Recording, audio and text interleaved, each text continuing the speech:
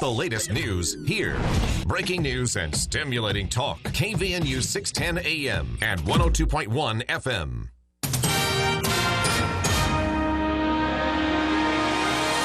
KVNU News Time is 5:05. I'm Bill Walter with this news update brought to you by Logan Dental Associates.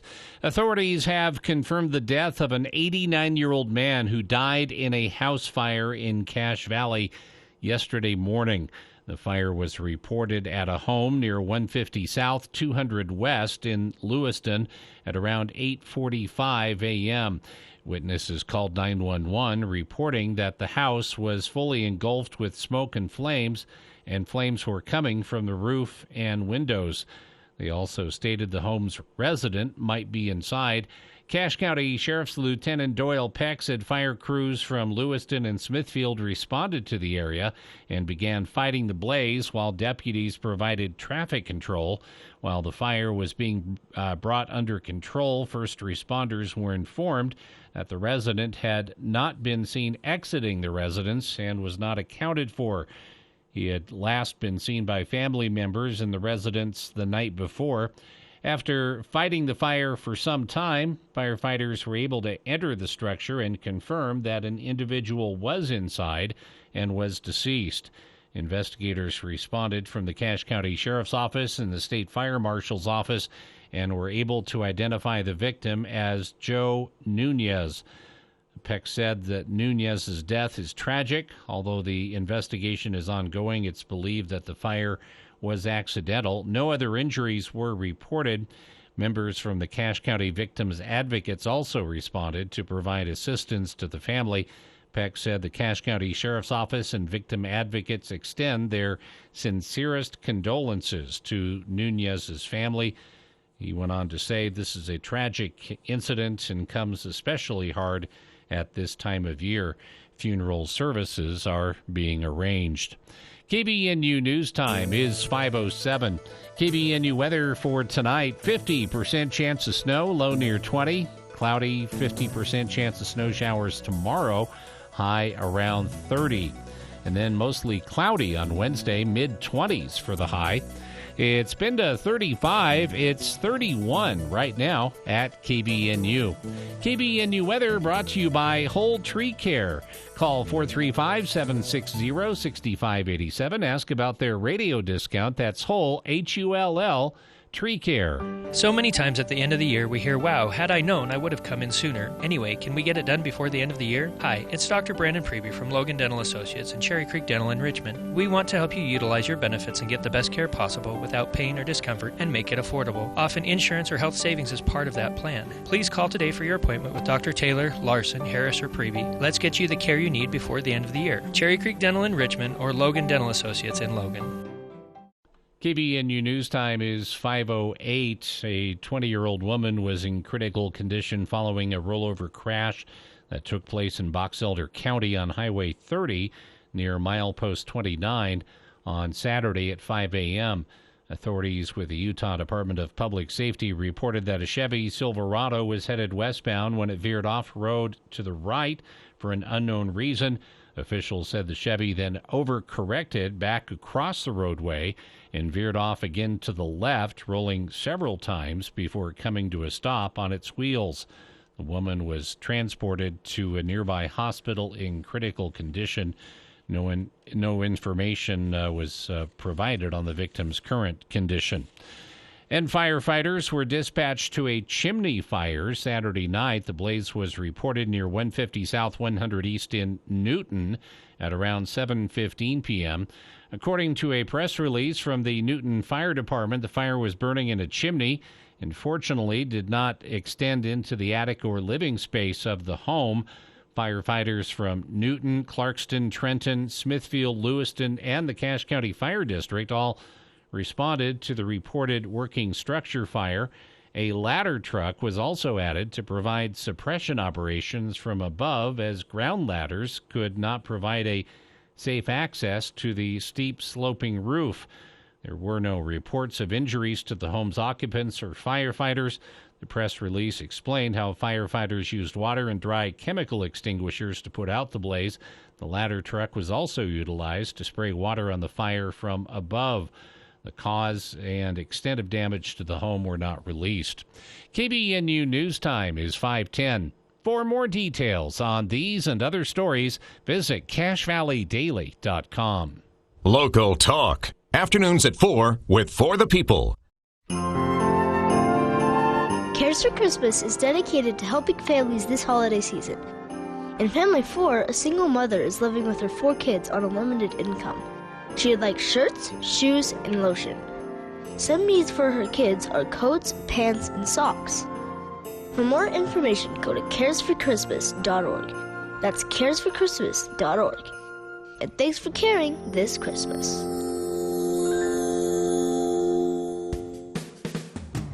Did you build a new home? Regardless of how clean your builder was, your ducts will have a variety of construction debris in them. Debris like sawdust, flooring pieces, sheetrock dust, and more. You do not want to move into your home with that debris in the ductwork. Call the Duct Hunter and get on the schedule today. Call the Duct Hunter at 770-4813. We are the Duct Hunter. Breathe better, save money, protect your home. We are the Duct Hunter.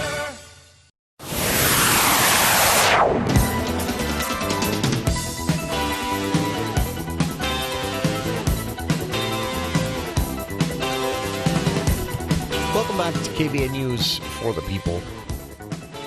Hour 2 of today's show. Still Monday, December 12th. I'm Jason Williams. Bill Walter here in the studio as well. Thanks again to Ryan Smith. We will be, by the way, reaching out to USU Democrats as well in the coming few months sometime. Good to see these student groups back and active on USU's campus and staying out of the controversy. Big headline over the weekend. New York Young Republicans group, not a campus group, but just a Young Republicans group, got a little bit into the Civil War weeds with some of the speakers and made some national headlines, not in a good way. Not what you see here in Utah. Things a lot calmer here and a lot more reasonable. So the USU Republicans, USU Democrats, I think, doing a good job of getting students engaged. I like to see this kind of thing because it's when you see, well, we just, in this midterm election, we just saw, the turnout when it comes to age groups. And we saw the same thing that seems to happen again and again, which is that in midterms, less so this time, actually, which is good than the last few midterm cycles, the off years, as some call them. But still more depressed turnout from young people in the midterms than in the presidential years. Again, less so this year than in 2018 or 2014, but still, not as high as we'd like to see it, or as we do see youth turnout in the presidential years. So I think college Republican and Democratic groups have a role to play there, getting people engaged and making people, more familiar with the process and also, just part of the process. It's worth pointing out as well that a lot of our state legislature, for better or worse, some might argue, on both sides of that, but also, a couple of our representatives at the federal level over the years, former Congressman Ben McAdams, for example, were actually part of campus Democrat and Republican groups before getting into politics, running for, in McAdams' case, the state legislature, and then eventually serving in Congress for a term. So these types of things are a gateway into the world of politics. Maybe should add for better or worse to that as well. But all right. Well, for the most part, set politics aside here for the opening segment of Hour 2 of today's show to make room for our contribution to lowering the temperature out there, dialing back some of the heated rhetoric and rancor with your daily dose of headlines with smooth jazz. Governor Cox today shocked everyone, not because the announcement was itself such a big deal, although it kind of is, but it just seemed to come out of nowhere. It didn't come out of nowhere, but it hasn't been widely reported. The governor's office has actually been in the weeds on this one for quite some time. Several other states as well. The governor announced today that the state of Utah would be banning the TikTok app and platform from all state government devices.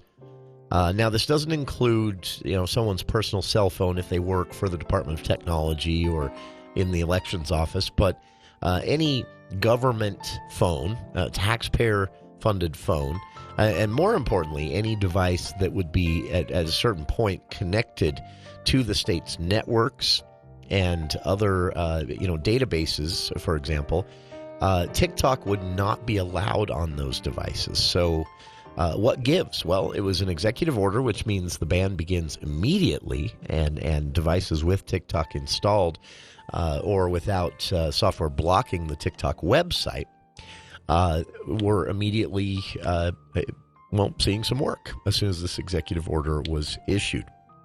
The executive order itself says employees, quote, may not on any state-owned electronic device download or use the TikTok application or visit any TikTok website. The reason for this is quite simple. If you've ever used the app, especially on an Android phone where it's easy to go in and check these kinds of things, the app itself collects a lot of data. If you're on an Android phone, you can do this now. Go into your or to your settings and then apps, and scroll down to the TikTok app. Look at the cache size, which is not really that huge, large, but not huge. Then look at the user data. Reporting on the TikTok app has shown again and again that it collects data from, much like the Facebook app, all of your other apps, all of your other activities. All of this part of TikTok, for reasons that have never been disclosed, TikTok app collecting data on you and your phone. The issue at stake here is that TikTok is, the organization, despite its popularity, they've been very secretive, and they are based in China. Governor Cox, in a tweet today, said our administration takes security threats by China and China-based entities seriously. This is why we're banning TikTok on all state-owned devices effective immediately. If you'd like to read the full executive order, I've posted a link to it on our Facebook page. We missed this before the Thanksgiving holiday, but a Utah goat won a top prize in a national competition. There are two parts of the story I like. One, there's a national goat competition. I love that. Two, there is a TikTok, or a goat, TikTok, the last story. There's a goat in Utah, a fainting goat, in fact, a mini silky fainting goat, to be specific, named Jukebox.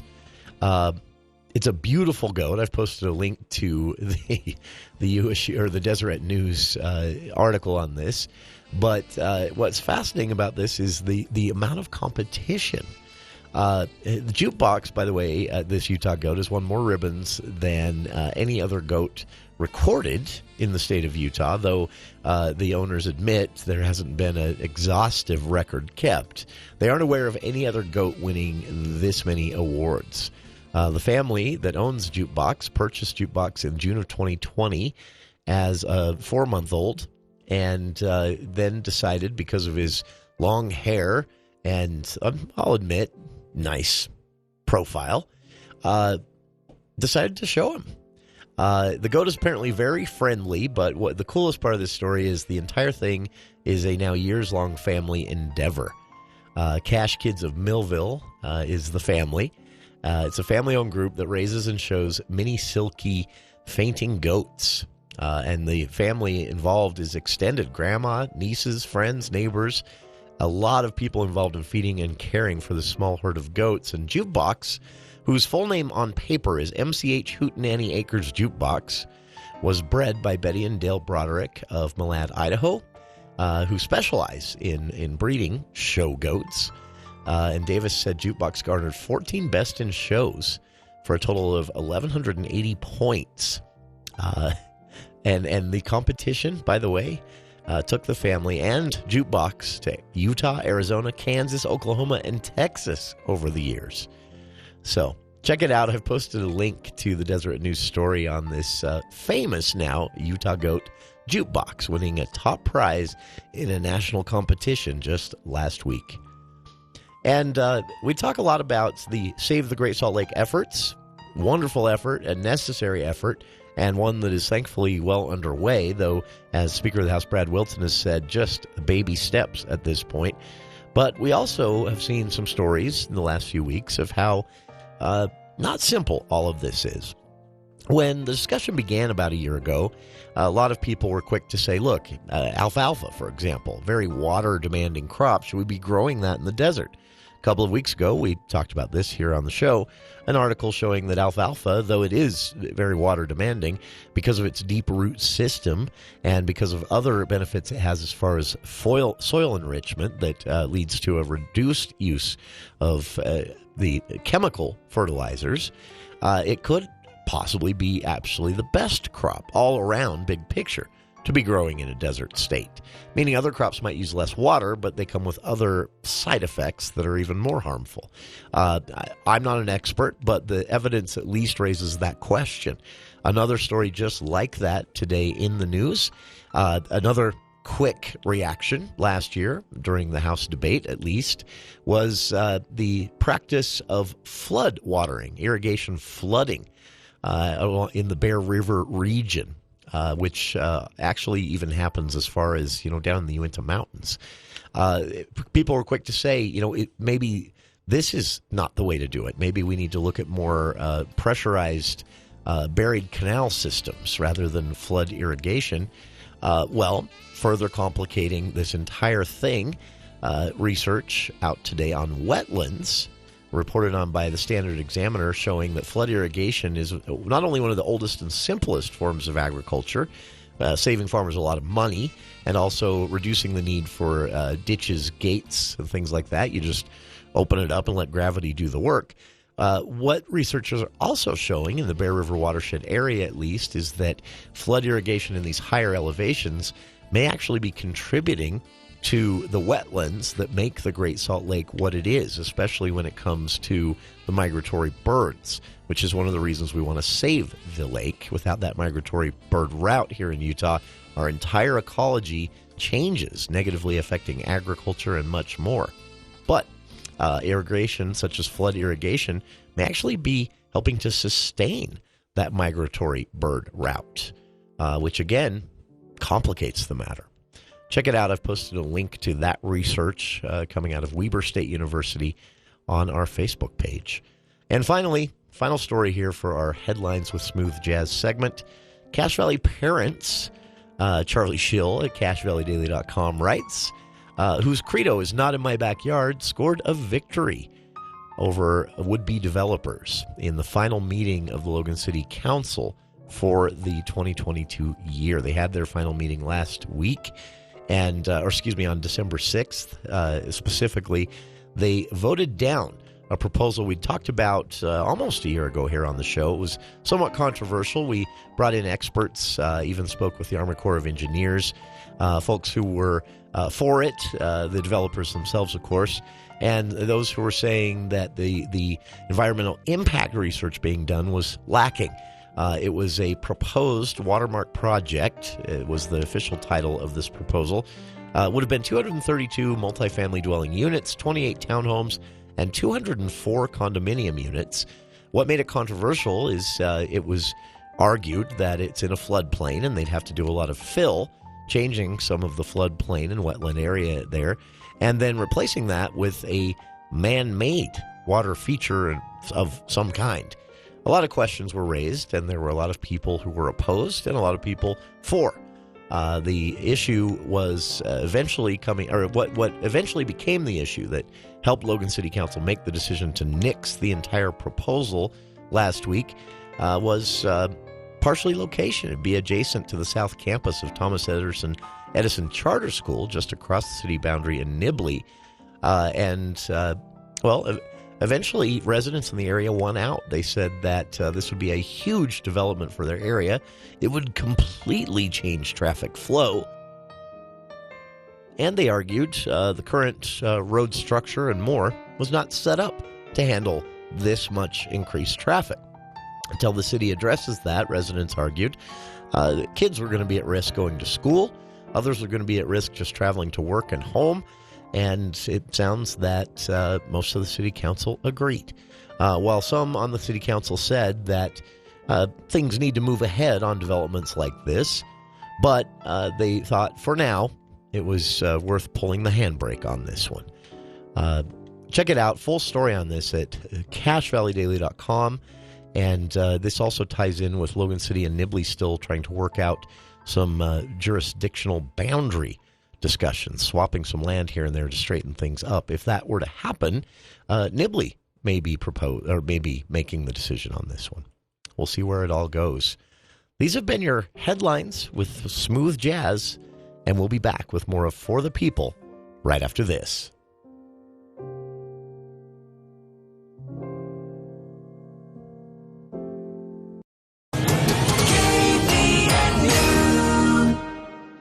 This is Dr. Red, chiropractic physician with Red River Health and Wellness. Have you been suffering and you can't find any answers? I actually suffer from depression and anxiety. I also have had severe IBS problems. I actually had gone into a different doctor of mine because I thought maybe I was starting to go through menopause and had problems sleeping, and I wasn't resting well, and just everything felt wrong. Red River Health and Wellness can help. I am now back at work. It's easy. I get through things effortlessly at work, and it's been a life-changing for me. I'm sleeping better at night. I have full energy all day. I don't have those slumps where I need a nap. It's been amazing. It's been a good journey for me. Our goal is to teach you and educate you so you know how to manage your condition a lot more effectively, and you know what to do and what not to do for the rest of your life. Schedule your appointment today at 855-55-RIVER. Red River Health and Wellness with offices in Logan, South Jordan, Springville, and St. George. Call Red River today. The right Medicare agent makes a huge difference. At Jessup Insurance and Retirement Services, we know Medicare is not a one-size-fits-all. We will ask the right questions to help you make the very best decision. Let us help you today and for all future Medicare needs and concerns. Remember, now is the time to enroll or make changes to your Medicare plan. Call Jessup Insurance at 435-213-3200 or go to jessupinsurance.com. We will work hard to be a great agent for you. Jessup Insurance and Retirement Services. Let us guide you. Reach the Sheriff's Department Civil Processing Division. Please hold where call is transferred to Sergeant David Chapman. Deputy record. This is Sheriff Chad Jensen. Fraudulent phone calls similar to this one have been received by many citizens in Cache County. The most common scams are asking for payment over the phone because of a lawsuit, civil bench warrant, or to post bail for a family member who has supposedly been arrested. They ask for payment in form of prepaid cards, gift cards, or money transfers, and if you do not pay, they threaten to arrest you. The Sheriff's Office does not take payment or ask for personal information over the phone. These types of scams often use internet phone numbers which are nearly impossible to track. If you receive a phone call of this nature, do not give out any personal information and hang up. Be cautious about the information you give out over the phone to make sure you are not the next victim of a scam.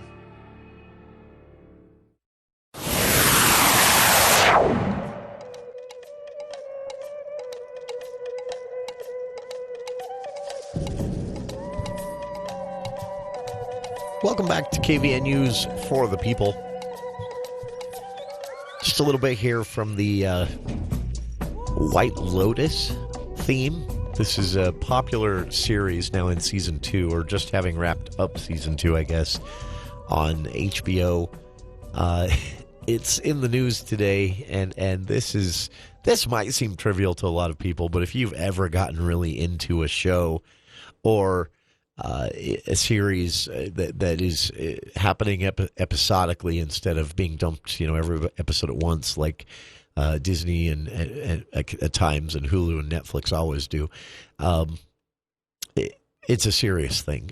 So what happened during this finale episode of Season 2 of the White Lotus show on HBO last night is, for whatever reason, folks on the East Coast. Now, this is social media etiquette that usually people adhere to, but for whatever reason last night, people on the East Coast who got to see this 2 hours ahead of others were not.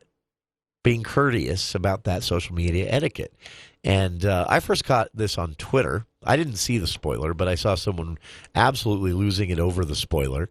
And then I started digging more and found out these were some pretty prominent figures in legacy media.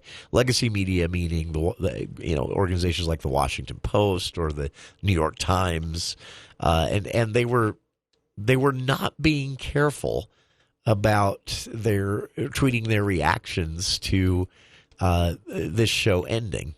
And so then this whole debate plays out, and it got me curious. So I did some digging, hoping to get a guest today. But with the time of year, everyone's pretty busy right now, especially on campus. But I did finally get a hold of one of my favorite professors at Utah State University who specializes in folklore and the way we interact with social media and pop culture and our entertainment choices and all of that.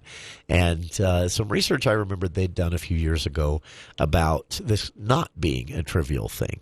I've linked to it on our Facebook page, but I was reminded of this, and so I'll just recap it here. It isn't actually that trivial. It sounds trivial. Oh, no, someone spoiled the final episode of the TV show you've been watching for 7 or 8 weeks. Boo-hoo. Right? Yeah, I agree.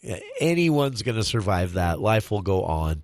But this research that was done at Utah State University shows that there is actually a perceived emotional, psychological investment in a show. If you've watched it episode by episode, being trickled out over a multi-week period, from 8 to 13 is the traditional stretch of a network show or even a streaming show being metered out week by week. And if you've watched that far along, you've made an investment, or some might even say a commitment to that program if you haven't missed an episode. And there is actually a very negative psychological and emotional effect when you're just flipping through Facebook or Instagram and some person who has seen it before you get a chance to just ruins the entire finale for you. And what's interesting about this is that the effect it actually has in your brain is something similar, not as severe, but something similar to being broken up with no warning, to a bounce of depression that can be triggered by traumatic, life-changing events. And again, not similar in level of severity, similar in brain chemistry alone. And finally, the other thing that can have the same effect on you, interestingly enough, is having something valuable to you stolen from you has a similar effect. And it plays out differently in different people. The brain chemicals triggered by this spoiler experience can be the same in every person, but how they react to that, or how their choice in some cases, or how their brain itself processes the flow of those chemicals once released, can be different from person to person. Some people have a violent reaction. Some people have a depressive reaction. Some people have an emotional outburst, over and done, and they move on with their life reaction to it. Others will remain mad about it for years and maybe even remember the person that caused the negative experience. I saw a lot of that on social media last night.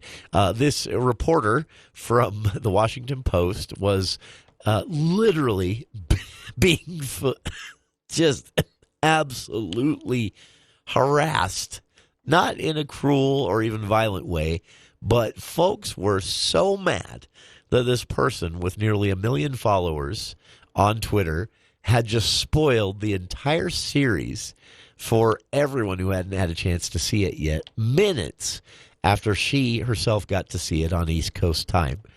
The reaction was swift, angry, and get this, as of today, this journalist, for this one tweet, spoiling the series, The White Lotus Season 2 on HBO for millions of her followers who happened to see the tweet. Within 12 hours, she had lost close to 250,000 followers.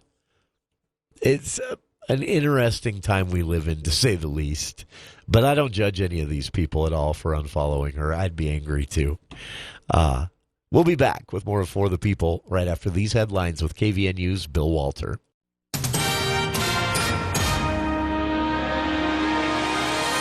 Thank you, Jason. KVNU News Time is 5:34, and the news is brought to you by U&I Furniture.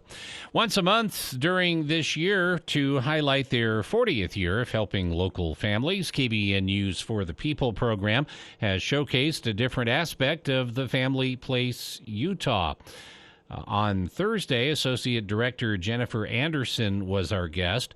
When it comes to giving, Anderson said people in the community will sometimes lament that they just do not have the amount of money that they feel could really make a difference. For us, any level makes a difference. And it's not all about the money. It's about, can they volunteer and give their time? I mean, time is invaluable, as we all know, to any person. And then also their talent, right? Their resources. Anderson said starting today, they are doing their 12 Trees of Giving. If you take a picture at one of these locations, the Starfish Giving Machine or one of the Starfish Giving trees or displays that are around, because they're not all trees, they might be a swag or taped to their glass as you walk in. If you take pictures, tag that, and have proof of doing that and sharing that. Oh, wow. Starting at 5, you can come in for a prize to our Logan location. You hit that 12, the 12 Trees of Giving. We have a really nice prize for you to be able to do that.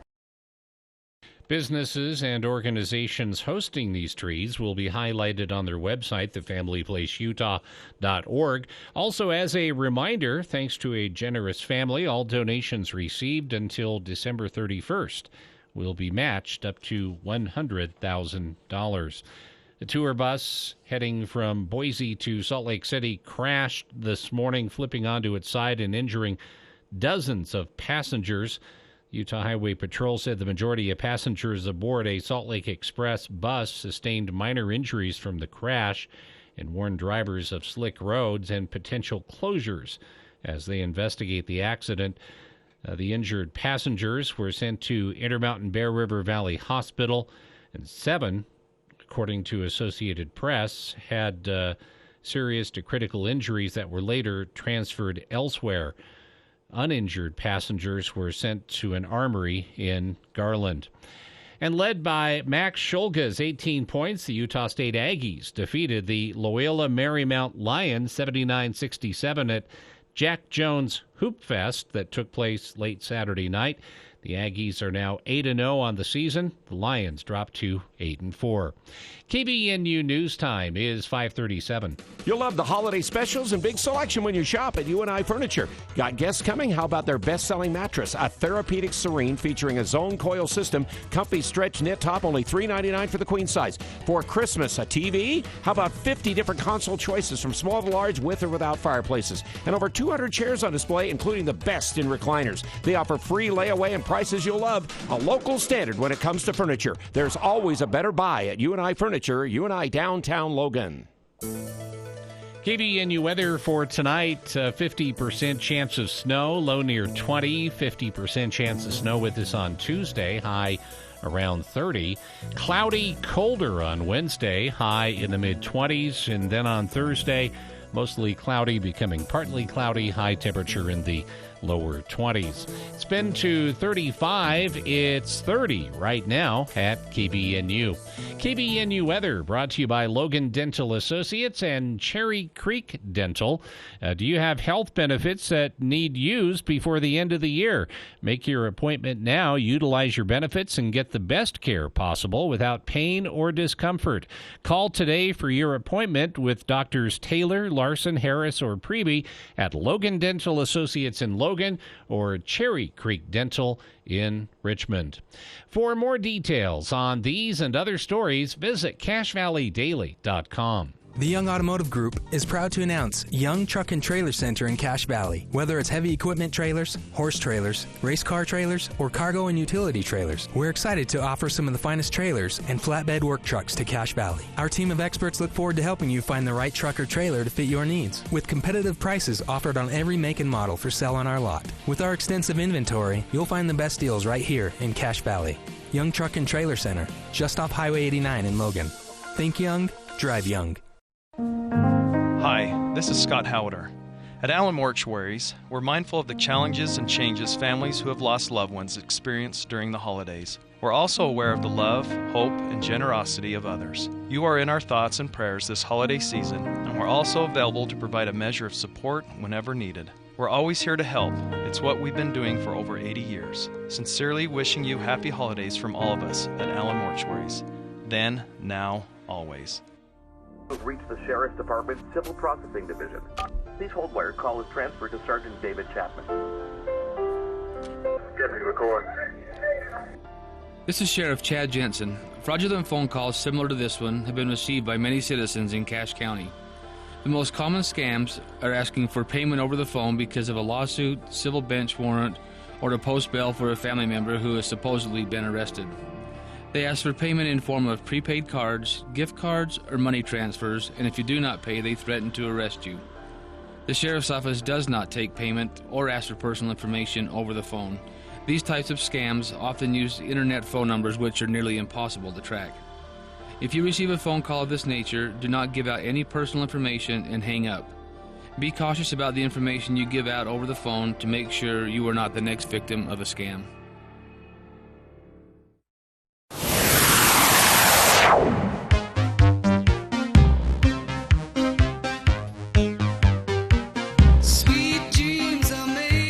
Welcome back to KVN News for the people.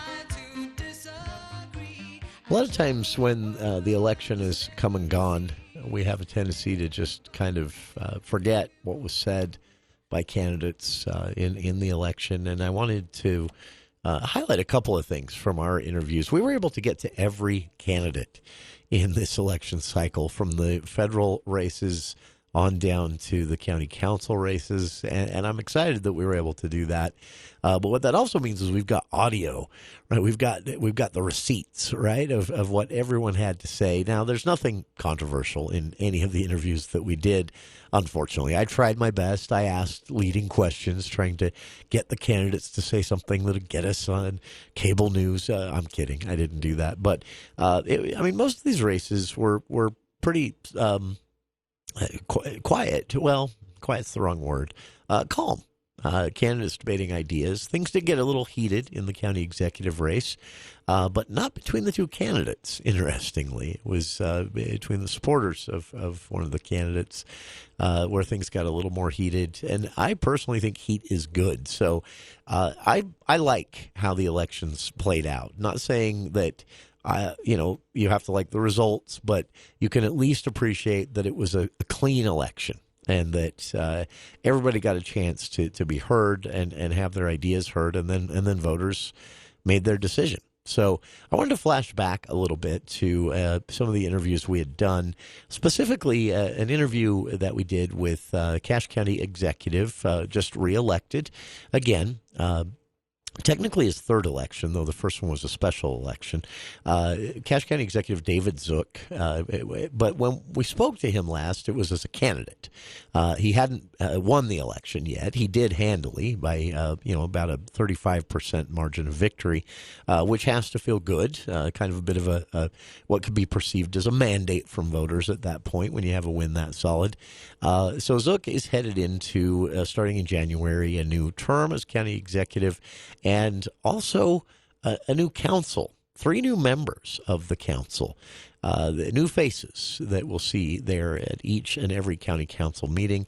And we had a chance to ask, again, while speaking to him as a candidate, we had a chance to ask David, as county executive, what he was looking forward to most. What would a first 100 days of a new term for him look like?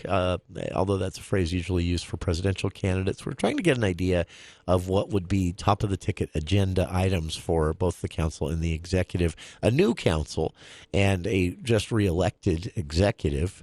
And here's what Mr. Zook had to say. Yeah, I'm really looking forward to working with our council. We're going to have 3 new council members, and they're all 3 of them. They're good friends of mine. They're great people. They're really smart. They're hardworking. They're experienced, and I'm really looking forward to working with our new council and especially those new council members. One of them is Catherine Buse from Nibley. She's somebody I served with when I worked there, for about 7 years. She and I worked together. She was a council member there, very experienced. She's going to do a great job on the council. Mark Hurd is from Hyde Park. He served a couple times on the Hyde Park City Council. Also been a friend of mine for many years. He's a good guy, really great public servant, and looking forward to having his experience on the county council. And then Sandy Goodlander will be joining the council representing Logan. That's right. The Logan North, kind of the northeast district in Logan.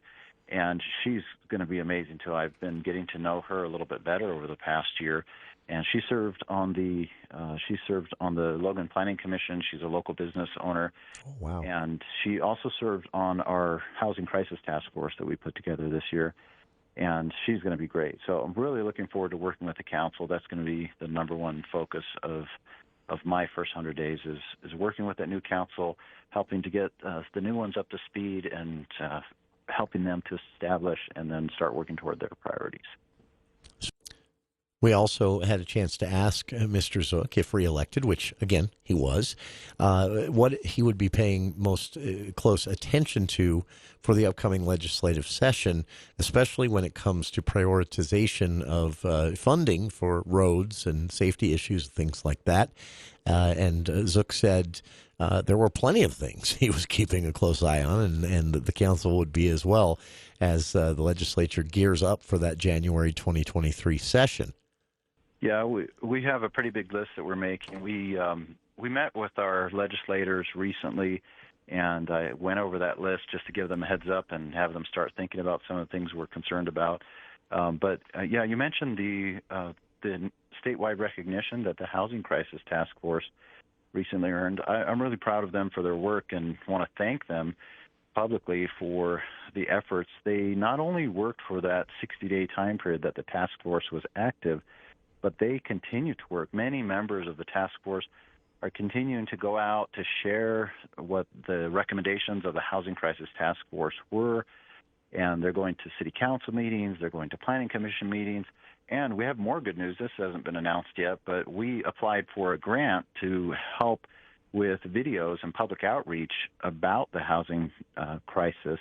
Oh, nice. And we just found out a couple days ago that we were awarded the grant. So we got grant money now to continue with the task force recommendations. One of the recommendations of the task force was public education, that we need to educate the public on the housing crisis, what the needs were, what some of the issues were that were feeding into the crisis, and how the public could help.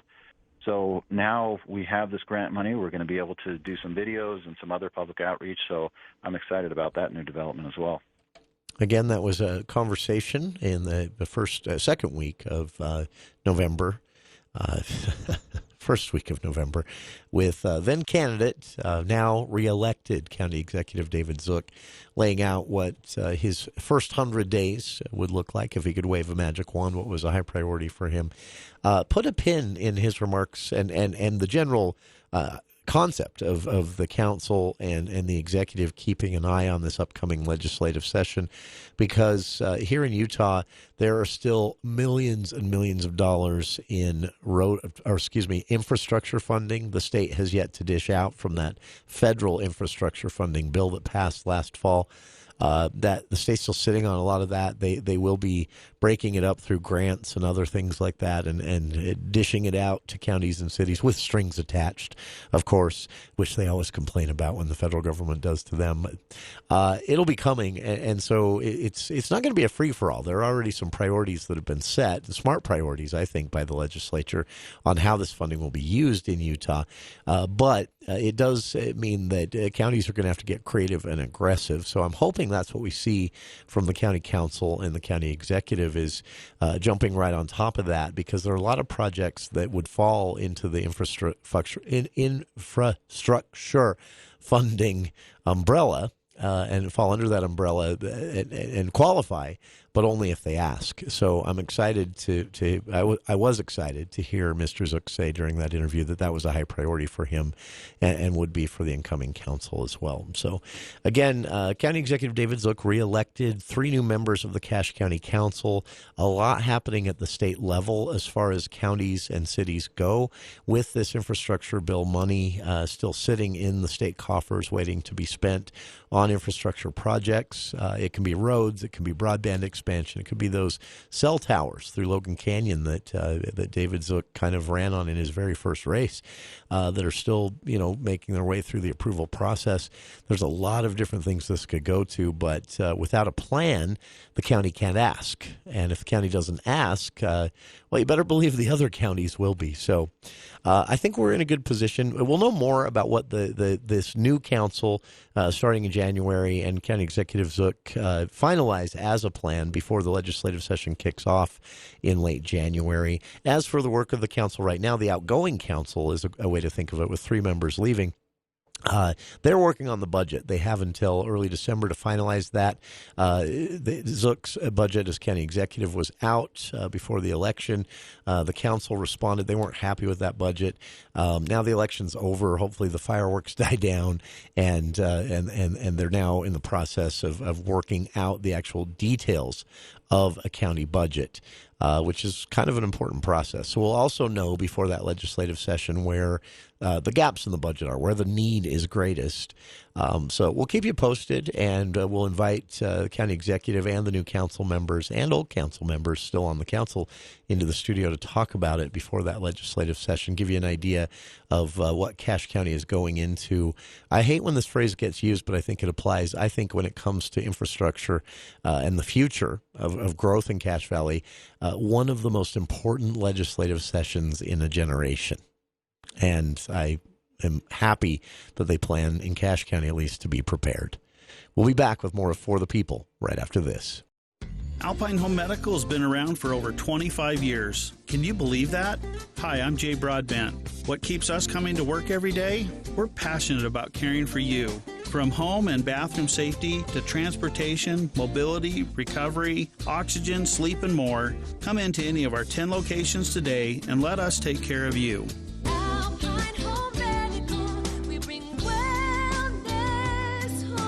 Visit us at alpinehomemedical.com. I'm Larry Gelwich, the getaway guru for Morris Columbus Travel and Princess Cruises, with the biggest cruise promotion of the year, including free open bar, free Wi-Fi, and free prepaid gratuities. Sail with Princess Cruises and get free. And for the best travel deals on the planet, give us a call at Morris Columbus Travel. Come on and get away, Morris Columbus. It's never too cold or wet to get rid of that old vehicle. Now is the time to earn extra cash for the holidays by calling DD Auto and Salvage. Let them pay you for that junk vehicle. DD Auto and Salvage makes it easy and fast to get rid of your junker vehicles, paying you the most money possible. Pickup is available. DD Auto and Salvage in Logan wants to pay you today. Call 787-1204. That's 787-1204 today. See store for details. Tuesday edition Clay Travis, Buck Sexton Show. We will break down the latest on the border, discuss what can be done, what should be done, and whether it will be done to help give us some border security. Plus, Buck. The latest revelations from the Twitter files. They hated Trump. They broke the rules. But what else is coming down the pike? We'll get into that coming up next on Clay and Buck. 10 to 1 on News Talk KVNU, 102 FM and 610 AM. Papa, why can't we telegraph while riding a horse? Son, there ain't no one to blame but Jeffro. He was riding old Betsy the Stallion, tip-tapping away at his telegraph, when blam! Ran right into the side of the saloon. Well, if Jeffro can't do it, neither should you. Don't text and drive. Visit StopTextStopWrecks.org. A message brought to you by the National Highway Traffic Safety Administration, Project Yellow Light, and the Ad Council. What makes essential workers essential? We build safe roads for you to drive on. We harvest fresh produce for your families to eat. We help you heal when you're sick. We get you where you need to go. We keep where you work and live clean and safe. We make sure you get what you need to make your household work. You're the essential workers who help our nation run. You're in every city, town, and corner of our country, and you come from all over the globe. And you have essential protections under the law. I'm Marty Walsh. The Wage and Hour Division at the Department of Labor helps ensure you receive the essential protections you deserve. If you have questions about your pay or about your job protection during an illness, visit our website or call 866-4US-WAGE. That's 866-487-9243. We can provide help in more than 200 languages. Brought to you by the United States Department of Labor.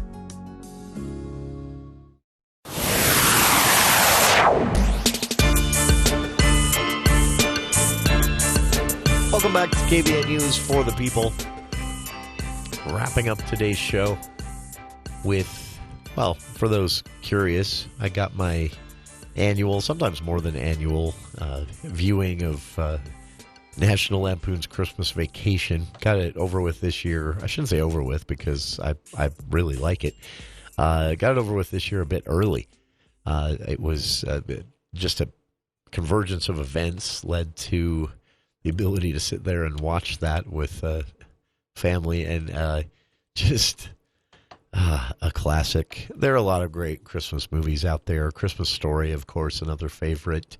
A modern movie, and definitely not for the family. It 100% earns its R rating, but does have some of the just absolutely laugh out loud moments. The Night Before with Seth Rogen and that other guy. Not a classic by any means, but also a very popular Christmas movie. Surprisingly, they put that one on TV, and I've never seen it on TV, but it is very highly edited. But I want to throw this out there for those interested, because they do get forgotten. There are some staples of classic Christmas movies, and I'm talking classic like black and white classic.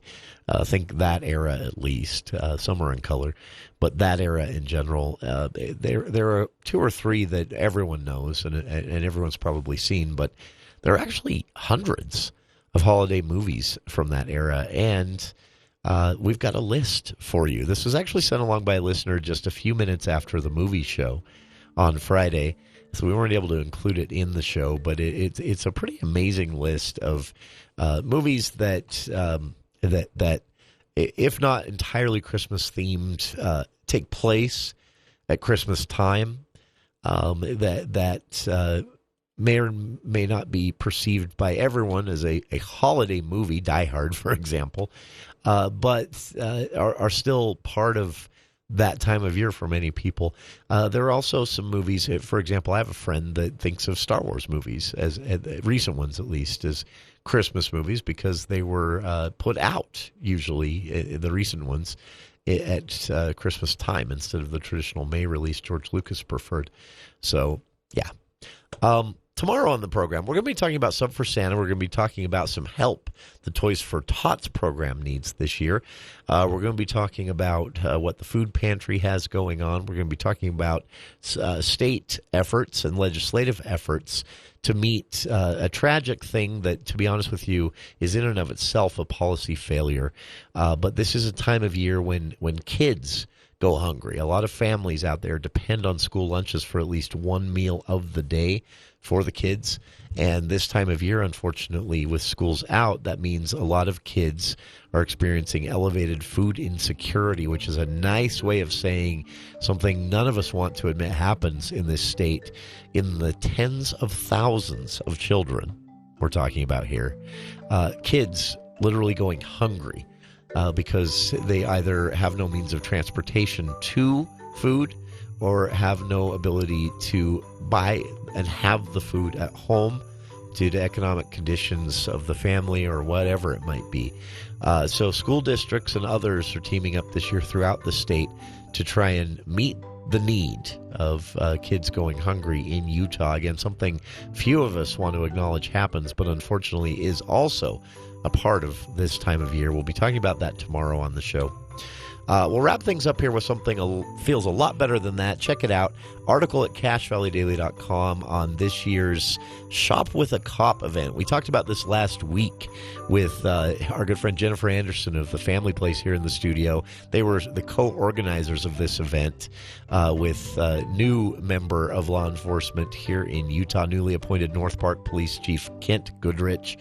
And it was honestly... looking at the photos, a lot of fun for everybody involved. This is amazing things. The kids get to go out and shop for gifts for their family members with cops, deputies, troopers, volunteers, members of the Sheriff's Department, Logan City Police, and more on hand as part of this Shop with a Cop event. After a quick breakfast, the kids are chauffeured in a full police procession, lights, sirens, and everything, to the North Logan Walmart, where they were greeted by Santa Claus riding a North Logan fire truck, and each law enforcement member was given a $140 gift card and a kid to go shopping with. Some cool photos in the story at CashValleyDaily.com. That's our time for today. Please join us tomorrow on For the People. Dave Ramsey is next here on KVNU Logan.